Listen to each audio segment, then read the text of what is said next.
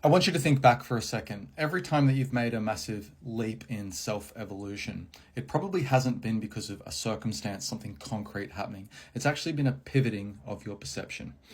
I'm Sook Boy, you're awesome. Let's talk about it. A willingness to examine ourself, the self that sits behind our thought process. In other words, we don't see things as they are, we see things as we are.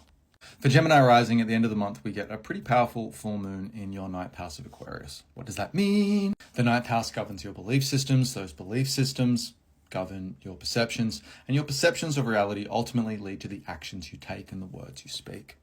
My question for you is, what are your perceptions of what your real priorities are? In other words, don't sweat the small stuff. Think about the bigger picture. That's what this lunation is asking you.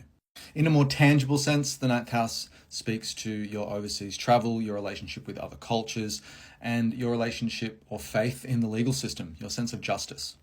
It can also speak to your teachers and your mentors. Now, that could actually mean you are one of those things as well. Now, the ninth house is opposite to the third house. That third house is the settings of your mind, how you think and how you communicate, how you move around your immediate environment, your childhood friends, your relationship with your siblings and in-laws and extended family. And that ninth and third house is called the knowledge axis. Facts versus opinions, basically. Now, the full moon is the ruler of your second house, which usually speaks to your livelihood, how you provide resources for yourself and what access you have to money. Funnily enough, your chart ruler, Mercury, has finished its retrograde through this house as well. So immediately we see your livelihood and the way you access resources and money being highlighted for this lunation. So I figure some of you are actually experiencing some kind of legal issue, or you're about to embark on some kind of contract. Or indeed, those issues are weighing heavily on your mind. Now, another manifestation of this is that it's time to travel. It's time to expose yourself to different cultures, or potentially, if you can't travel physically, traveling metaphysically and enrolling in some kind of workshop or course, or indeed teaching one if that's the case. A genuine curiosity to explore more options or possibilities for your vision of the future. But you might notice that you kind of have decision fatigue about what that ultimate future looks like. You may have been waiting for a payment to come through or waiting for a particular conversation to happen before you could plan ahead, let's say. Now, both Mars and Uranus are in your first house, and this is very unconventional and restless, urgent energy. For this lunation, Mars is forming a pretty tight square to Venus down in your fourth house of your home, domesticated duties, relationship with family members. So this could be putting a lot of pressure on your daily chores, let's say, or the tasks that you have at work. It could be manifesting in some kind of physical or mental exhaustion.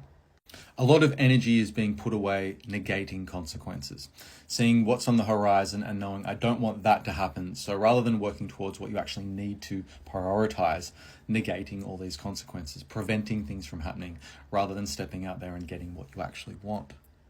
With all that in mind, we have a Jupiter-Sun cazimi also in your third house, which is on the receiving end of this full moon, and that is pretty favorable.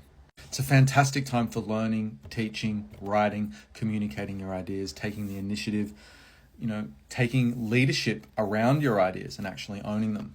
Many of you could actually be forced in the spotlight doing something quite public speaking or presenting in your career. Fantastic for events, event coordinating, branding, marketing, if you are into that sort of thing. So whilst you might not have a clear view of your next 5 years, your vision of the future, probably because you're taking too many things into consideration and not prioritizing what you actually need to do, you're actually going to be pretty influential and persuasive when it comes to selling the dream to other people. Again, marketing, branding, creative writing, sales, public speaking, podcasts, speaking about things you're truly passionate about will actually help people gather a more depth of understanding of what's happening in the world. In essence, giving other people pretty good advice about what their options are. Now for you, your clarity will actually unfold as Mercury not only finishes its retrograde, but gets out of its shadow period and starts moving into your third house. Right now, again, there's something about money, finances, potentially legal matters or contracts that are holding you back. You haven't been able to sign on the dotted line and move through that moment. Or because of the sheer amount of life admin, you've just been held back, and so you've had a pile of work to do before you could actually move forward. And again, in a couple of months, that smooths out and you'll have a bit more of a clear runway, let's say.